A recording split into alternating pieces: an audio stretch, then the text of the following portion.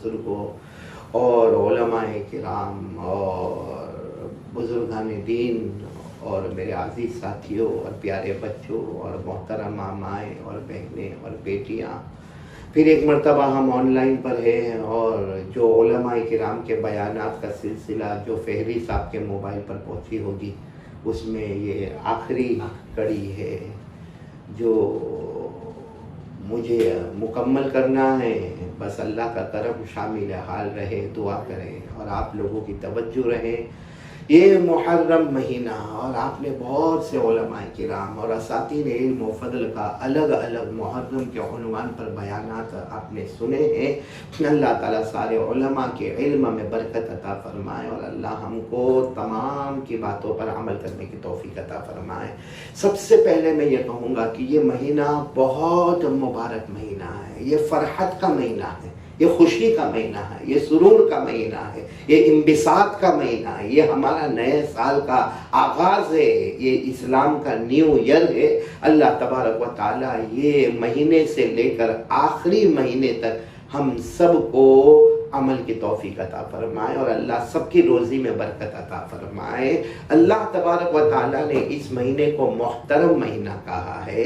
اللہ نے قرآن کریم میں فرمایا فیہا اربعۃ حرم، اللہ تبارک و تعالیٰ نے یہ محرم مہینے کو بہت ہی محترم مہینہ کہا ہے۔ اور میں آپ کو جلدی جلدی بتا دوں کہ یہ محرم مہینہ اتنا پیارا مہینہ، اللہ کی قسم اتنا پیارا مہینہ، اور اس مہینے میں اتنے واقعات معلوم نہیں کہ تاریخ کی کتابوں میں اور حدیث کی کتابوں میں اور علماء کرام نے اپنے بڑے بڑے تصانیف میں معلوم نہیں محرم کے کئی واقعات کا ذکر کیا ہے۔ میں آپ کو فہرست کے طور پر کچھ واقعات کی طرف اشارہ کرتا چلوں۔ آپ جتنے بیٹھے ہوں گے سب یہ توجہ رکھنا کہ یہ جو واقعہ کا اشارہ میں کر رہا ہوں وہ واقعہ الحمدللہ ثم الحمدللہ یہ محرم مہینہ ہے۔ جیسے کتابوں میں لکھا حضرت آدم علیہ السلام کی توبہ قبول ہو گئی وہ محرم مہینہ، حضرت نوح علیہ السلام کی کشتی کنارے لگ گئی وہ محرم کا مہینہ، حضرت ابراہیم علیہ السلام کو دہکتی ہوئی آگ سے نکالا گیا وہ محرم مہینہ، حضرت یوسف علیہ السلام کو کنویں سے باہر نکالا گیا بولو محرم کا مہینہ، حضرت یونس علیہ السلام کو مچھلی کے پیٹ سے باہر نکالا گیا بولو وہ محرم کا مہینہ، حضرت عیسیٰ علیہ السلام بغیر ابا کے پیدا ہو گئے محرم مہینہ، حضرت عیسیٰ علیہ السلام کو آسمانوں پر اٹھایا گیا وہ محرم مہینہ، حضرت سلیمان علیہ السلام کو مملکت مل گئی وہ محرم مہینہ، حضرت داؤد علیہ السلام کی توبہ قبول ہوئی محرم مہینہ، حضرت ایوب علیہ السلام کی توبہ قبول ہوئی محرم مہینہ، بلکہ میرے پیاروں آسمانوں پر پہلی مرتبہ بارش آئی محرم مہینہ، آسمانوں پر پہلی مرتبہ ستارے جگمگانے لگے، آفتاب و مہتاب جگمگانے لگے وہ محرم مہینہ، بلکہ یوں کہو کہ نواسۂ رسول حضرت حسین رضی اللہ تعالیٰ عنہ کربلا کے میدان میں شہید ہوئے وہ محرم کا مہینہ، حضرت عمر رضی اللہ تعالیٰ عنہ کی شہادت ہوئی وہ محرم کا مہینہ، اور ہم سب کے بہت ہی بڑے امیر کارواں پیران پیر عالم ربانی فیض سبحانی خواجہ معین الدین چشتی رحمت اللہ علیہ اجمیر تشریف لائے وہ محرم مہینہ۔ تو محرم مہینہ بہت بڑے بڑے کمالات والا مہینہ ہے، جمالات والا مہینہ ہے، اور یہ فرحت کا مہینہ ہے، خوشی کا مہینہ ہے۔ عجب ہے کہ لوگ اس مہینے کو غم کا بناتے ہیں یا ماتم کا مناتے ہیں، بہت افسوس ہے کیونکہ جتنے واقعات ہم کو ملتے ہیں سب خوشی، فرحت، انبساط، سرور کی طرف اشارہ کر رہے ہیں۔ حضرت حسین رضی اللہ تعالیٰ عنہ بھی میدان کربلا میں شہید ہوئے، اتنا پیاری شہادت کی موت ہے، اتنی پیاری شہادت کی موت ہے کہ باقاعدہ اللہ تبارک و تعالیٰ فرماتے ہیں کہ جو شہید ہوتا ہے وہ مرا ہوا نہیں ہوتا ہے، وہ مردہ نہیں ہوتا ہے بلکہ وہ زندہ ہوتا ہے، اور اتنا پیارا زندہ ہوتا ہے کہ صبح ہوتی ہے شام ہوتی ہے اس کی قبر میں جنت کا دسترخوان بچھایا جاتا ہے۔ اللہ تبارک و تعالیٰ چوتھے پارے میں فرماتے ہیں وَلَا تَحْسَبَنَّ الَّذِينَ قُتِلُوا فِي سَبِيلِ اللَّهِ أَمْوَاتًا بَلْ أَحْيَاءٌ عِندَ اللہ تبارک و تعالیٰ فرماتے جو میرے راستے میں شہید ہو جائے اسے مردہ نہیں کہنا، وہ زندہ ہے. صبح ہوتی ہے، شام ہوتی ہے، ان کی قبر میں جنت کا دسترخوان بچھایا جاتا ہے. تو میرے پیاروں بہت خوشی کا مہینہ، لیکن اس مہینے میں مجھے بہت جلدی بات ختم کرنا ہے. تو یہ کہنا ہے کہ یہ مہینے میں جو سب سے عجیب و غریب واقعہ آیا جو ہمارے مسلمانوں کے ساتھ بہت اہمیت رکھتا ہے وہ حضرت موسیٰ علیہ السلام کا واقعہ ہے.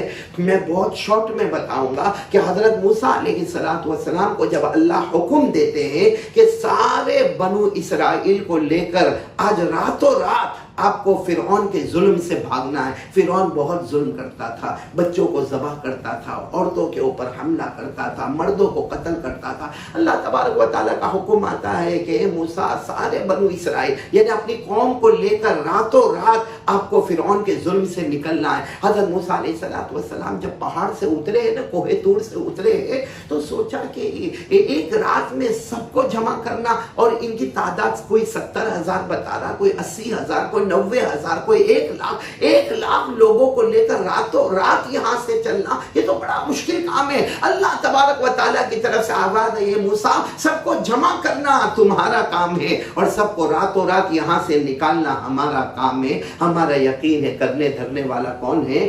اللہ ہی ہے. ہمارا یقین ہے کرنے دھرنے والا کون؟ اللہ ہی ہے. حضرت موسیٰ علیہ السلام، میں بہت شارٹ میں جا رہا ہوں، حضرت موسیٰ علیہ السلام نے سب اپنی قوم کو جمع کیا اور راتوں رات حضرت موسیٰ علیہ السلام سب کو لے کر چلے. آپ کو معلوم ہوگا جب چل رہے تھے نا تو کتنے لوگ گھبرا رہے تھے، کیونکہ 1,00,000 کا مجمع ہے جس میں مرد بھی، عورتیں بھی، بچے بھی، اور جانور بھی، اور سواریاں بھی، اور کپڑے بھی، اور برتن بھی، اور چھوٹے دودھ پیتے بچے بھی. جب سارے کے سارے جا رہے ہیں اور حضرت موسیٰ علیہ السلام آگے ہیں اور راستے بھر میں فرعون کی پولیس نظر آ رہی ہے، سرکاری لوگ نظر آ رہے ہیں، اور قوم گھبراتی ہے کیونکہ 1,00,000 کا مجمع ایک گلی سے تو گزرنے والا نہیں، کوئی اس گلی سے گزر رہا، کوئی وہ راستے سے گزر رہا. لیکن حضرت موسیٰ علیہ السلام نے فرمایا کوئی فکر مت کرنا، آج چلنا ہمارا کام ہے اور ان سارے پولیسوں کو اندھا کرنا یہ اللہ کا کام ہے. ہم آگے بڑھتے جائیں گے. اب دل میں سبحان اللہ بولو، وہ کیسا منظر ہوگا جو رات کے سناٹے میں آگے سیدنا کلیم اللہ حضرت موسیٰ علیہ السلام اور پیچھے اتنا بڑا یہ بنو اسرائیل کی جماعت جو پیچھے چل رہی ہے. ایک جگہ ہے جہاں حضرت موسیٰ علیہ السلام تھوڑا ہچکچائے کہ اب کہاں جانا، رائٹ میں جانا کہ لیفٹ میں جانا، کیونکہ 2 موڑ آ گئے. بس حضرت موسیٰ علیہ السلام نے کہا چلو اس طرف سے چلو. اب آگے حضرت موسیٰ علیہ السلام اور تقریباً 70,000 سے لے کر 1,00,000 تک کا مجمع وہ پیچھے چلتے گئے. لیکن اللہ کی قدرت بھی تو دیکھے، سامنے سمندر آ گیا.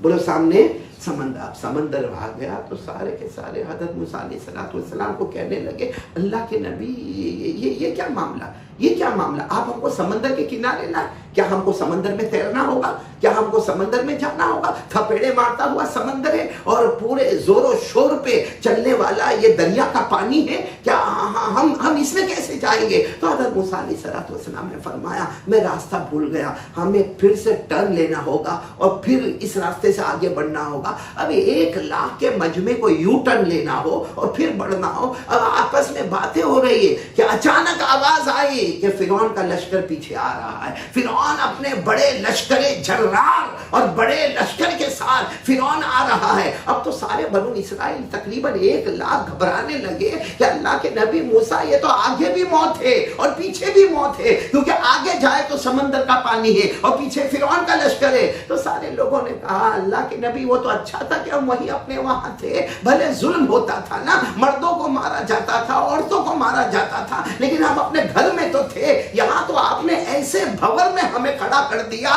کہ آگے بھی موت ہے اور پیچھے تو فرعون کا لشکر ہے جو ہمارے ٹکڑے کر دے گا. ہے ہند میں انوکھا مرکز تحفظ دی، یہ دی کا ترجمہ ہے مرکز تحفظ دی.